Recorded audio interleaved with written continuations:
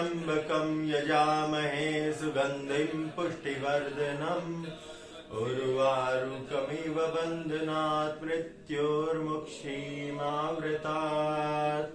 हर हर महादेव। स्वागतम। आइए world updates पे वार्ता करते हैं। पूरी दुनिया में क्या चल रहा है पूछे।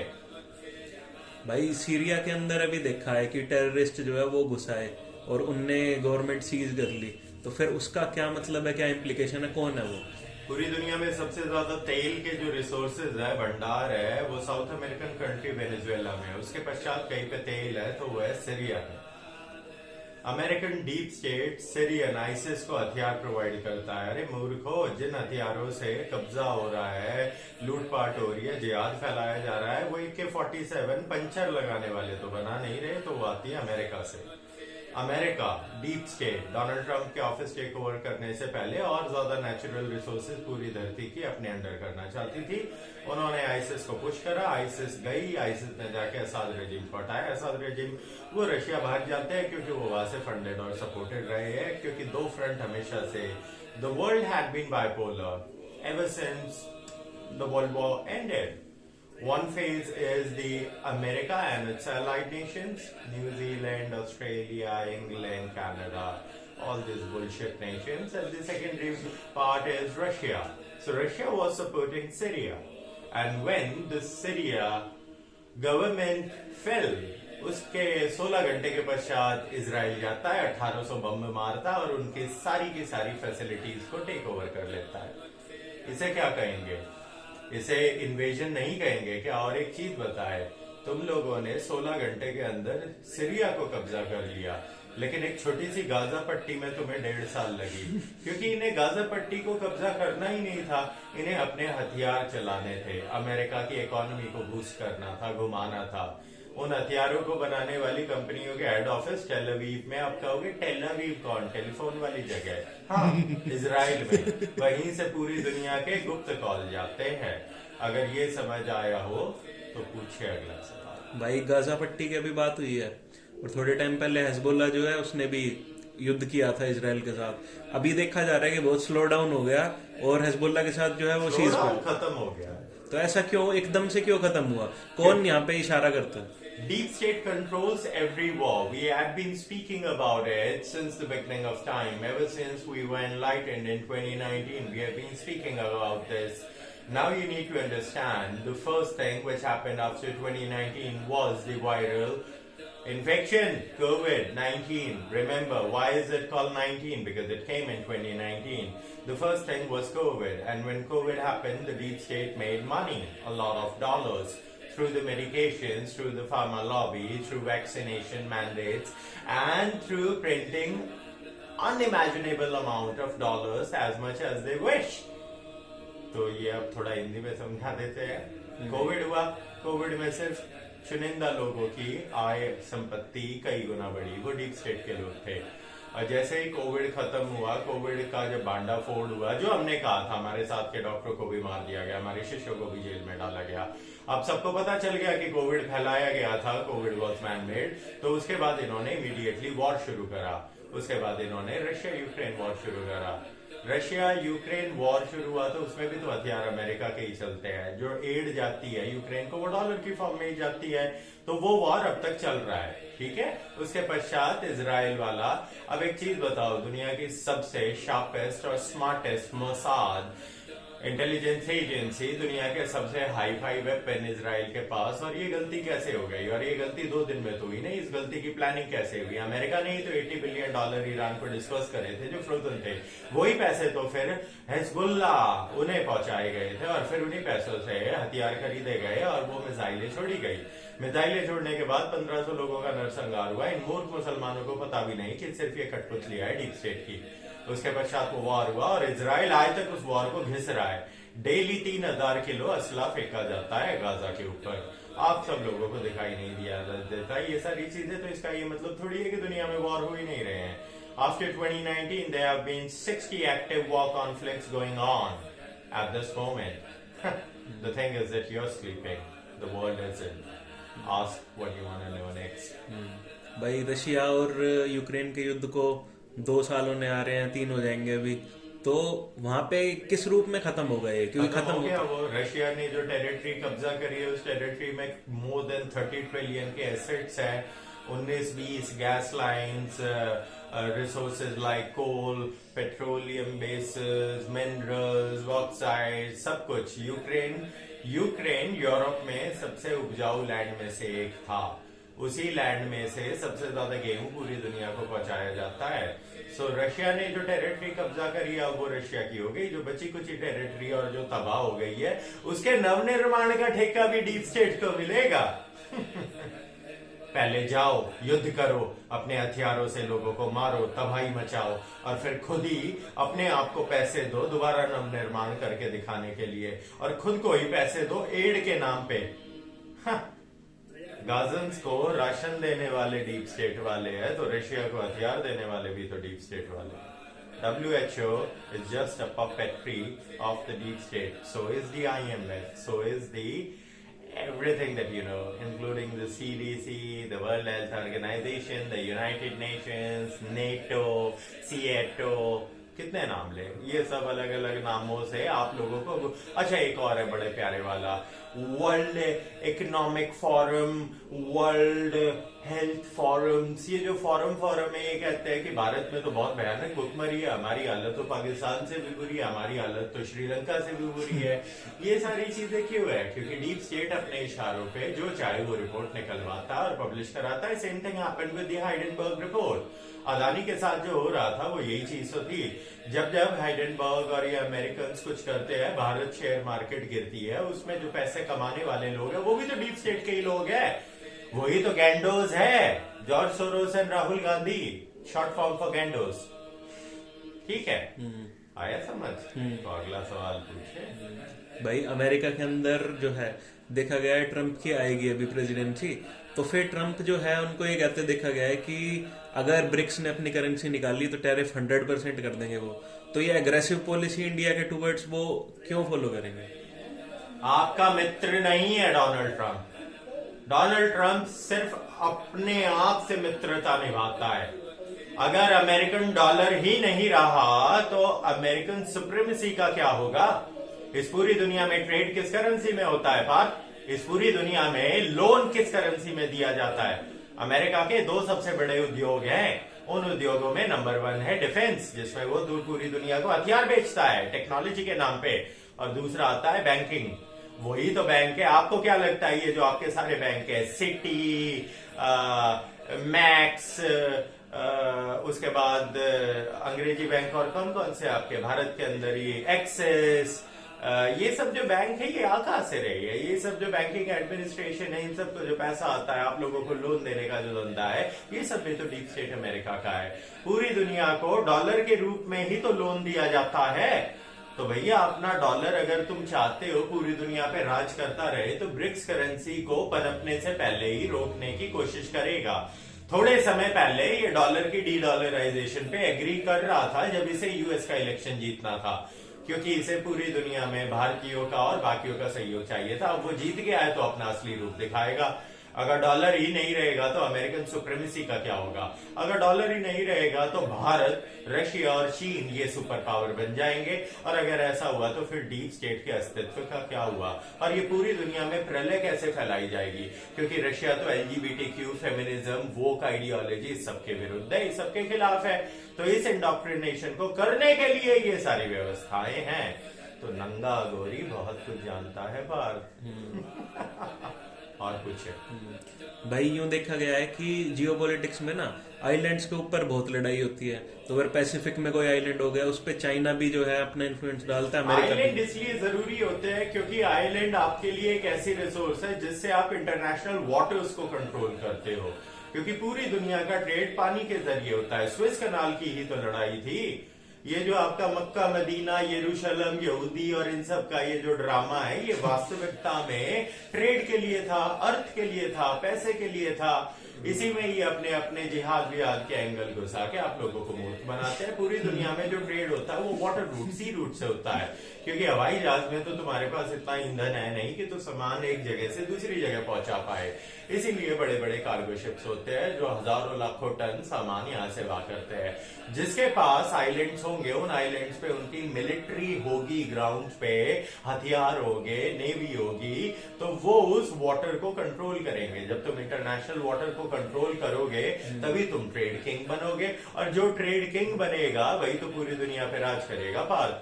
इसीलिए तो अमेरिका के 700 से ज्यादा, it's supposedly said that they have more than 850 sites all around the world as CIA dark headquarters and sites, जहां पे वो अपनी इलीगल एक्टिविटीज, गलत काम और ये सब काम करते हैं। अब उसमें जाएंगे तो पूरा एक और चर्चा का दिन चला जाएगा। इसलिए वाटर बॉडीज को कंट्रोल करना सबसे जरूरी है। इसीलिए भारत अदानी के सहयोग से पोर्ट्स खरीद रहा है, ताकि उन पोर्ट्स पे भारत का और भारतीय नेवी का आवागमन हो सके, जिससे आने वाले समय में हम ट्रेड डिपेंडेंट हो सके। किस पे? अपने आप पे। समझ आया? तो पूछे अगला। भाई पाकिस्तान जो है, पाकिस्तान का देखा जाता है अलग ही तरह का जो है बिहेवियर होता है जियोपॉलिटिक्स में। तो वो अमेरिका का पपेट है नहीं है, वो किसका पपेट है? उसे गन फॉर हायर बोलते हैं। गन फॉर हायर का मतलब है जो भी पैसे दे देगा मैं नाच जाऊंगी। पिंकी है पैसे वालों की, एक आइटम सॉन्ग था, उसमें नहीं जाएंगे तो ये समझिए कि अमेरिका की पिंकी है पाकिस्तान, और जब अमेरिका ने इस पिंकी को थोड़े कम पैसे और कम सिक्के उछालने शुरू करे तो चाइना इस फोटो में आ गया। फिर चाइना के लिए गन फॉर हायर बना पाकिस्तान। पाकिस्तान को लगा चलो बलूचिस्तान की सारी रिसोर्सेज चाइना को दे देते हैं, तो वो उन्होंने दे दी। इसीलिए बलूचिस्तान में बलूच रिपब्लिकन आर्मी चाइनीज को टारगेट करके क्यों मार रही है? क्यों? क्योंकि बलूचिस्तान की रिसोर्सेज को चाइना चोरी करके भेजा जा रहा है। और इसी तरीके से ट्रेड रूट जो सी पैक था उसका खेल हुआ। पाकिस्तान को जो पैसे दे देगा पाकिस्तान वहां मुजरा कराएगा। गाजा इजराइल वॉर जो ये हुआ, जो आपका अक्टूबर में इट हैपेंड, इसके अंदर जो सारी प्लानिंग, प्लॉटिंग और जो मिलिट्री एडवांसमेंट और ट्रेनिंग थी वो आर्मी जनरल्स जिन्होंने दी, जो आर्मी ऑफिशियल्स थे जो गए थे, वो तो पाकिस्तानी आर्मी के थे। तो ये सब कौन करा रहा था? Pakistani army as gun for hire. जो पैसे देगा वो नाच के चली जाएगी। पाकिस्तान के अंदर जितने भी बिजनेसेस है वो पाकिस्तानी आर्मी कंट्रोल करती है। उसी के जनरल्स के सारे स्कूल है, सारे ईंटों के भट्टे हैं, सारे केटरिंग के धंधे हैं, सारी दुकानें हैं, सब कुछ उन्हीं का है। और वो लूट लूट कर पाकिस्तान से अपना पैसा विदेशों में ले जाते हैं। फिर वो परवेज मुशर्रफ हो या जनरल कमर बाजवा या कोई भी, ये सब बिलियनियर्स है। और आम पाकिस्तानी भीख मांगेगा, 5 टाइम की नमाज पढ़ेगा और जिहाद के सपने लेगा कि भारत पे गजवा करना है। वास्तविकता ये है। ये जो पाकिस्तानी हैं ये हमारे पंजाबी हैं, ये पंजाबी मुल्ले हैं। तो हमारे पंजाबी बहुत आर पार की सोच रखते हैं। सबसे पहले वो अपना स्वार्थ देखते हैं, अपने स्वार्थ के लिए तो वो कुछ भी कर सकते हैं। एक शब्द है झांगी, इसके बारे में कुछ रिसर्च करें, पता चल जाएगा कि पाकिस्तान असल में है क्या। पाकिस्तान के अंदर 75% जो पॉपुलेशन है वो खुद के भाई बहनों से पैदा हुआ है। ये हम नहीं कह रहे हैं, ये उन्हीं की रिपोर्ट्स कहती है। पाकिस्तान के अंदर हर एक पति पत्नी, दंपति तो हम बोलेंगे नहीं, उन्हें जो भी उनका व्यापार है कॉन्ट्रैक्ट, उसमें जो उनकी 75% of the population it has the lineage and offspringing of their own real brothers and sisters. इतना ठीक है पाकिस्तान कर सकते हैं या और बताएं? जी भाई इतना ही ठीक है। अच्छा, इससे आगे वो बताएं कि ट्रायड क्या है। कुछ लोगों को तो पता भी नहीं है ट्रायड क्या है, वो किसके लिए काम करता है। कौन से वाला? फुल फॉर्म बताओ। जो यहाँ पे अपने म्यांमार साइड है,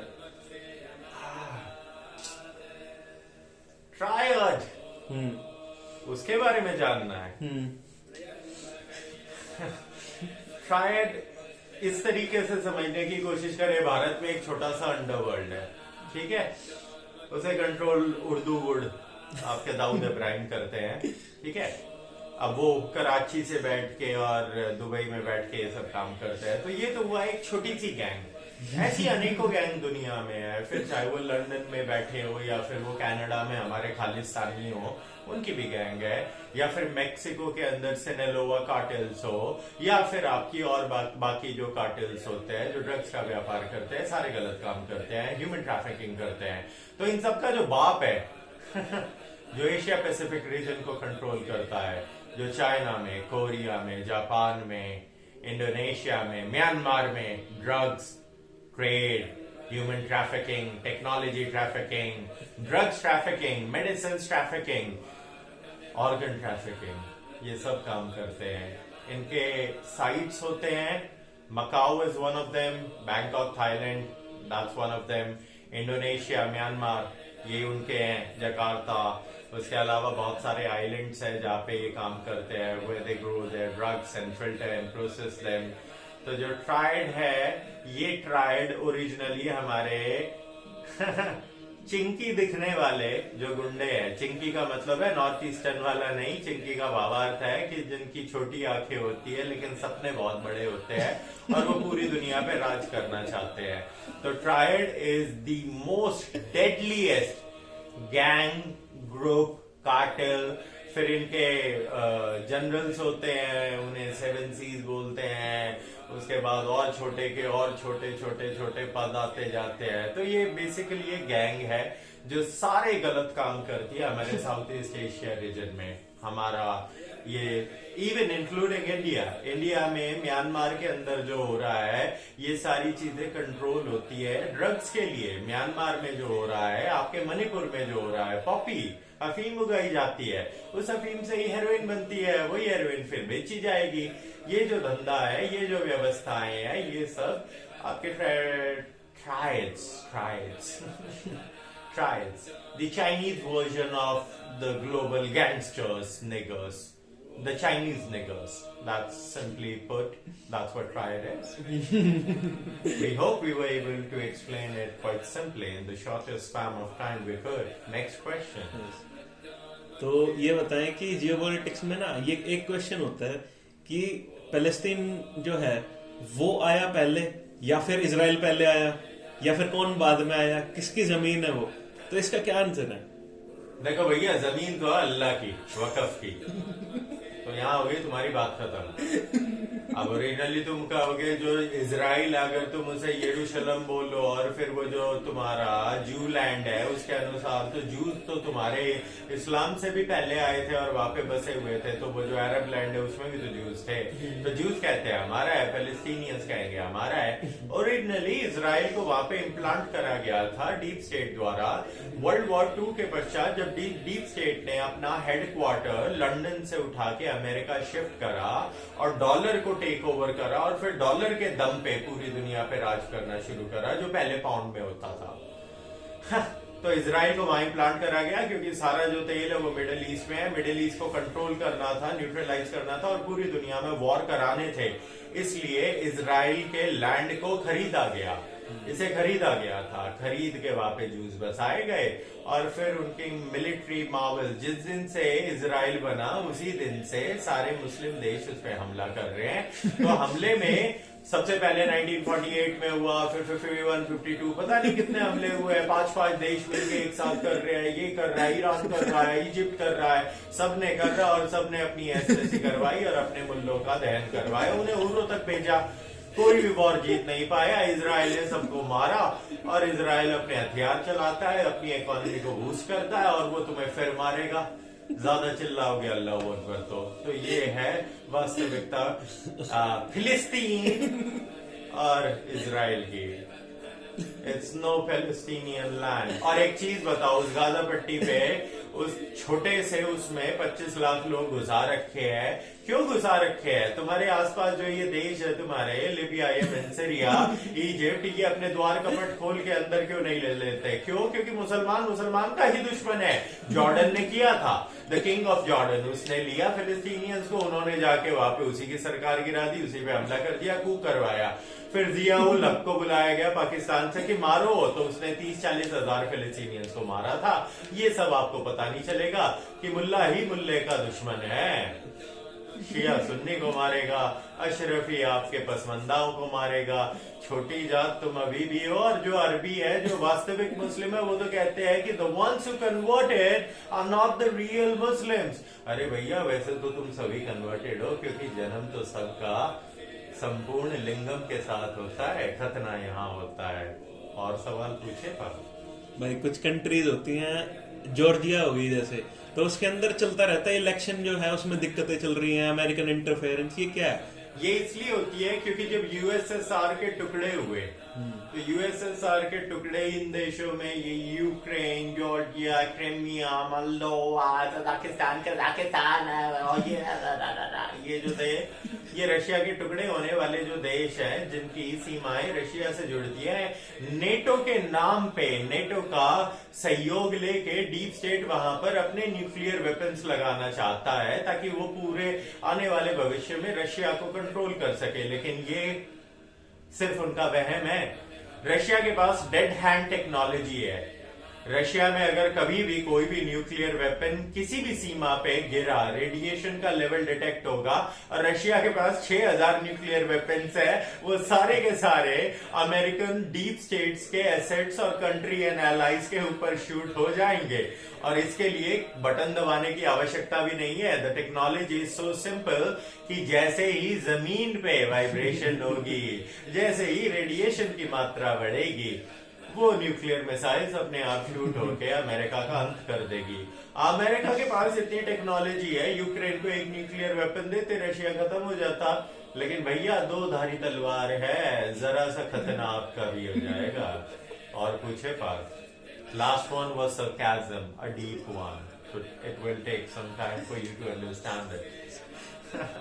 भाई आज यूं देखा जाता है टेक्नोलॉजी एक्सप्लोरेशन में कि एंटार्क्टिका जो है उसको हब बना लिया गया, सारी कंट्री compete कर रही है उस पे। उसका क्या सिग्निफिकेंस है और वहां पे क्या Because humanity is not there. जहां पे मानवता का नहीं है आवागमन, वहां पे आप जो चाहे करें।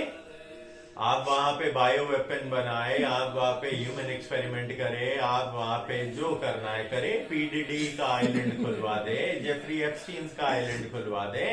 ये सब जो शौक हैं हमारे डीप स्टेट के लोगों के, छोटे छोटे मासूम बच्चों वाले, इन्हें ऐसी जगहों पे यूज किया जाता है।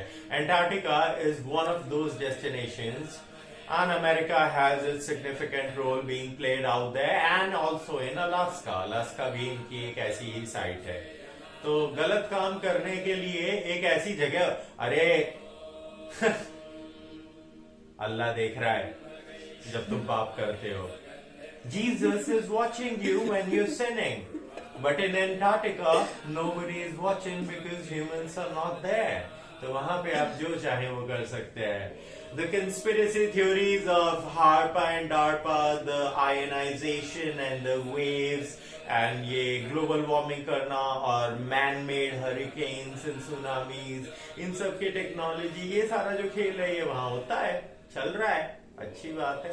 ये आपका एंटार्क्टिका का सत्य है। और पूछे भाई, ये जो बताते हैं अलास्का रीजन बताते हैं और रशिया को बताते हैं, इनमें डील हुई थी एक, जिसमें जो है रशिया ने बेचा था। रशिया के पास पूरी दुनिया में सबसे ज्यादा जमीन, ठीक है। रशिया के पास इतनी जमीन की वो अपनी टेरिटरी को अच्छे से सिक्योर भी नहीं कर पा रहा था। तो जब वर्ल्ड वॉर के पश्चात रशिया अलास्का को सिक्योर नहीं कर पाया, तो उसने $50,000 में वो पूरा का पूरा स्टेट, इतना बड़ा टुकड़ा अमेरिका को बेच दिया। और बाद में अमेरिका ने वहां पे जब देखा कि हाय दैया, यहाँ पे तो तेल है, फिर रशिया अपना सर पकड़ के बैठा कि का बाबा गलती हो गई। $50,000 वहां में दिए थे, $50,000 आपके कितने हुए, 40 लाख रुपये में पूरी स्टेट बेच दिए। अब पता चला वहां पे अरबों खरबों का तेल है, और जिस तेल का मजा अमेरिका उठा रहा है। तो ये अलास्का की सत्यता थी, जाके पढ़े ले, इसके प्रमाण आपको मिल जाएंगे इंटरनेट पे कि कितने रुपए में बेचा था। और पूछे भाई, स्पेस जो कहते हैं ना, स्पेस हमारी इनके सैटेलाइट्स के लिए था, पर आजकल जो है वॉरफेयर का जोन भी बन रहा है, सब वो वेपनाइज कर रहे हैं स्पेस को। तो वो क्या, क्यों ऐसा? स्पेस से ही आने वाले समय के वॉर्स कंट्रोल होंगे पार्थ। और ये हम पार्थ किसे बोल रहे हैं? हम अपने सभी शिष्यों को पार्थ कहते हैं। पार्थ हुआ है जिसका दृढ़ निश्चय हिलाया ना जा सके। उसके कर्म सिर्फ धर्म के लिए हो, जो सभ्यसाची बने, जो अर्जुन कहलाए, जो धनंजय बन जाए, वही तो पार्थ बन पाए। तो ये हमारे बार बार पार्थ बोलने का वास्तविक स्वरूप है।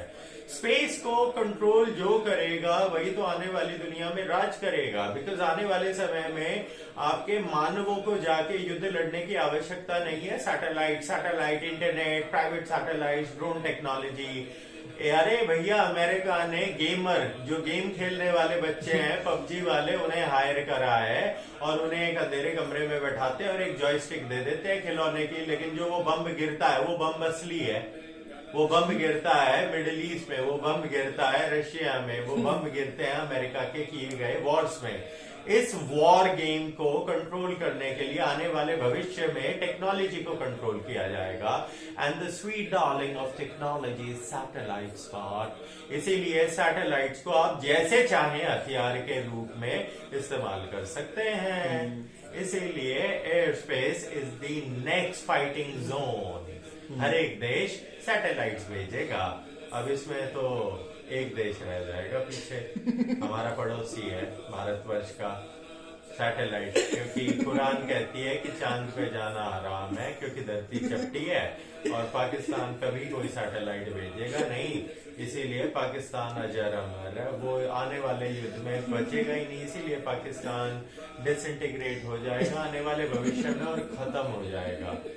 और रशिया में आपको वीजा फ्री घूमने के लिए आने वाली 2025 में सारी तैयारियां हो गई हैं बात। ये वार्ता हमसे किसी ने पिछली साल पूछी थी। हमने कहा था कि आने वाले समय में अगर बिजनेस करना है तो रशिया और मिडिल ईस्ट, ये आपके दो सहयोगी स्वरूप हैं। Dr. Ankit Shah, one of the economists who is very dear to us, also had been speaking and advocating the same philosophies and principles that we're speaking right now. Hindi बोल ले आप? चलो ठीक है, पूछे अगला सवाल पर। भाई बस इतना ही जानना था। आप बताएं, आप क्या अपने आप से बताना चाहते हैं कुछ? किस चीज पे? किसी भी चीज पे कोई रह गई हो तो। हाँ, एक चीज रह गई कि अभी समिट हुआ था एनवायरमेंट वाला, कोप हुआ था, तो उसके अंदर भी जो डेवलप्ड नेशन है वो मुकर गए पैसे देने से। तो फिर ये क्लाइमेट है, जो क्लाइमेट फंडिंग वगैरह है, ये सत्य है या नहीं? क्योंकि कभी कभार लगता है ये एक भैया इस चीज को समझे। आप बात करते हैं थोड़ी सी ग्लोबल वार्मिंग और क्लाइमेट चेंजेस के ऊपर। ग्रेटा थनबर्ग नाम की एक लड़की है जो कहती थी मैं स्कूल नहीं जाऊंगी, एसएल वर्ल्ड जाऊंगी। ग्रेटा थनबर्ग को स्कूल में पढ़ाई करनी नहीं थी, वो बच्ची थी, तो बच्ची के नाम पे वो जो बोल दे वो सब कुछ सही। How dare you take away the future of our children from us? You have no right to do this. ये स्क्रिप्ट दी जाती है, पैसे दिए जाते हैं। ये बच्ची जो एनवायरमेंट के लिए लड़ रही है वो प्राइवेट चार्टर्ड प्लेन्स में घूमती है, तो उसका कार्बन फुटप्रिंट तो देखेंगे नहीं हम। इनको उपयोग करती है डीप स्टेट, क्योंकि जब ये बच्चे बोलेंगे तो बच्चों को विरोध करने में सभी मनुष्य संकोच करते हैं। अभी ग्रेटा थनबर्ग एनवायरमेंटलिस्ट थी, 2 दिन पहले इजराइल और हमास को सपोर्ट कर रही थी। She was saying fuck Israel, fuck Israel. Good, that's what she was speaking. ये है इनकी वास्तविकता। ये एनवायरमेंटलिस्ट जो आपके सो कॉल्ड एनवायरमेंटलिस्ट हैं, ये एजेंट्स हैं, ये जर्नलिस्ट हैं, ये एंकर्स हैं, ये माउथ पीस है डीप स्टेट के। भैया पूरी दुनिया में सबसे ज्यादा प्रदूषण कौन कर रहा है? तुम कहोगे कि भारत और चाइना, लेकिन जो चीजें भारत और चाइना बना रहे हैं वो किसके लिए बना रहे हैं? बना तो उन्हीं कंपनियों के लिए रहे हैं ना जो अमेरिका में बैठती हैं। The deep state is responsible for all the global warming, all the carbon footprints, all the destruction. पानी गंदा हो या जमीन गंदी हो, बायोलॉजिकल वेपन या उसका बायोलॉजिकल ट्रैश जमीन में डालना हो, समुद्रों में लाखों करोड़ों टन कूड़ा फेंकना हो, ये सारी वन सिंगल लाइफ पॉलिसी वाले ही तो करेंगे। क्योंकि सनातन तो सिखाता है कि आने वाली व्यवस्था, आने वाले वर्ण के लिए तुम क्या छोड़ के जाओगे? तुम क्या चाहते हो कि तुम्हारे बच्चे जहरीली हवा में सांस ले जो दिल्ली में हो रही है? धन्यवाद, तू आतिशी मार लेना है केजरीवाल महाराज। केजरीवाल जी, आपका विनाश करने का समय आ गया है। Delhi election is coming, Kejriwal will be destroyed once and for all. याद रखें इस वाणी को भी। और कुछ भाई राज्यसभा के अंदर जो है जो हमारे वाइस प्रेसिडेंट हैं उनको निकालने की बात हो रही थी कि भाई इम्पीचमेंट लगा उनके खिलाफ, करते रहो, क्यों जल रहे हैं गिमिक्स उनसे? है, गिमिक्स है, डीप स्टेट, जॉर्ज सोरोस, गैंडोस स्टैंड्स फॉर जॉर्ज सोरोस का और राहुल गांधी का जो बच्चा पैदा हुआ है जोड़ने से, इनके संभोग से उसे गैंडोस कहते हैं। तो जब जब जॉर्ज सोरोस तो भारत की सरकार को गिराने के लिए, नरेंद्र मोदी सरकार को गिराने के लिए बिलियंस ऑफ डॉलर पंप कर रहा है।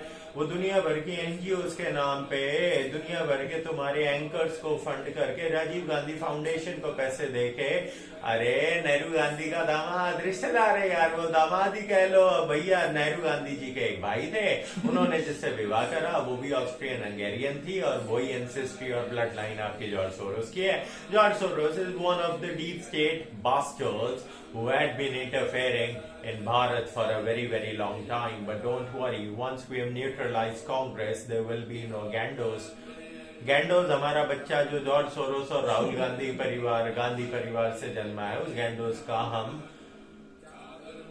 क्या करेंगे पार्थ? उसका वध होगा। अब ये वध तब होगा जब कांग्रेस खत्म होगी। हमारे करम पिता राजीव दीक्षित जी की हत्या का भी तो बदला लेना है। नमो नारायण।